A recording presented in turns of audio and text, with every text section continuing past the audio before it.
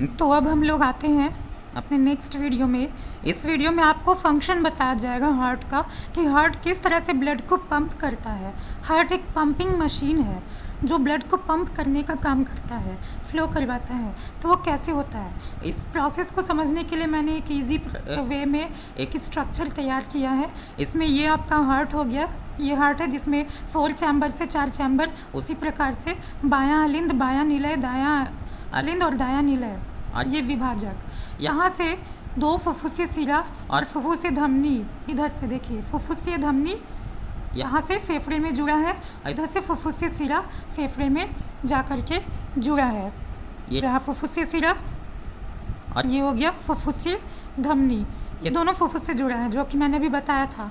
और 2 और वाहिकाएं जो मैंने बताया, ये महाशिरा है जो शरीर से जुड़ा हुआ है। मान लीजिए ये शरीर है पूरा, ये फेफड़ा है, ये पूरा शरीर है। ये तो शरीर से ये मुख्य सिरा महाशिरा जुड़ा है, और महाधमनी भी शरीर से हृदय तक जुड़ा है। इस तरह से सारे कनेक्शंस हैं। अब होता क्या है प्रोसेस में, हम लोग जो सांस लेते हैं, वो सांस लेने की क्रिया में ऑक्सीजन हम लोग नाक से अंदर ले रहे हैं। वो फिर क्या होता था, श्वसन में बताया गया था कि वो हमारे फेफड़े पे पहुंचता था, कुपिकाओं में जाता था, फिर वहाँ पे इस धमनी के द्वारा, फुफ्फुसीय धमनी के द्वारा रक्त आता था फेफड़े में, और वो ऑक्सीजन को कैच करता था।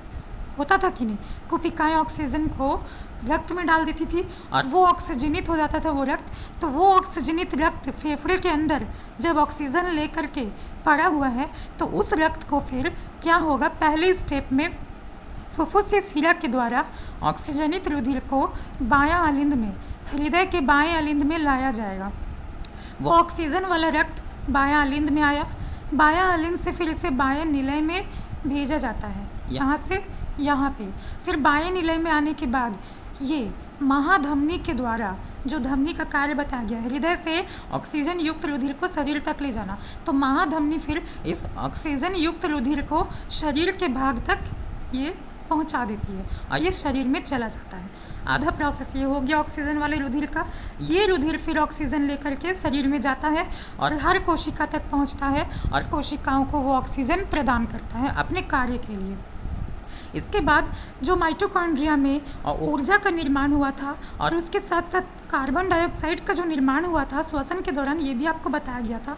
तो वो कार्बन डाइऑक्साइड फिर ब्लड में जा कर के मिल जाता है और वो विऑक्सीजनित रुधिर शरीर में पड़ा हुआ रहता है। वो विऑक्सीजनित रुधिर जो है, उसके अंदर जो कार्बन डाइऑक्साइड है उसको शरीर से बाहर करना ज़रूरी है, वो शरीर में रहना नहीं चाहिए। इसलिए फिर वो विऑक्सीजनित रुधिर को शरीर के अंग से ये महाशिरा जो है, महाशिरा, ये खींचते हुए, एकत्रित करते हुए इधर दाएं अलिंद में, हृदय के दाएं अलिंद में लाता है।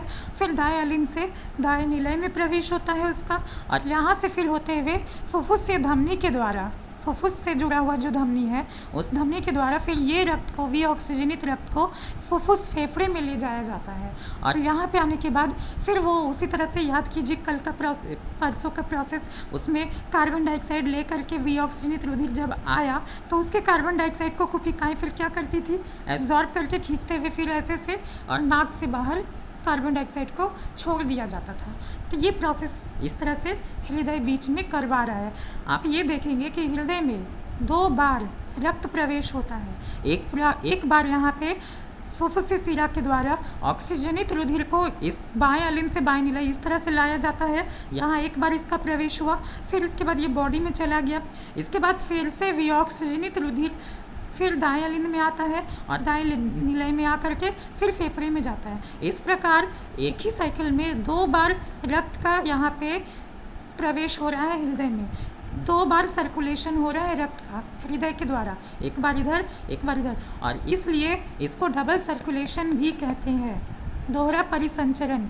2 बार परिसंचरण हो रहा है एक ही बार, एक ही साइकिल में, इसलिए इसे दोहरा परिसंचरण, डबल सर्कुलेशन भी कहा जाता है, जो कि काफ़ी इंपॉर्टेंट टॉपिक एग्ज़ाम के लिए। दोहरा परिसंचरण बहुत पूछा जाता है, ठीक है। तो ये है पंपिंग, इस तरह से होता है ब्लड का पंपिंग। आप इसको, स्ट्रक्चर को अच्छे से समझिए, ऑडियो को अच्छे से देखिए, समझिए, और बुक को एक बार रीड करिए, संवहन को, टॉपिक को, और उसके बाद फिर आपको अच्छे से समझ में क्लियर आ जाएगा।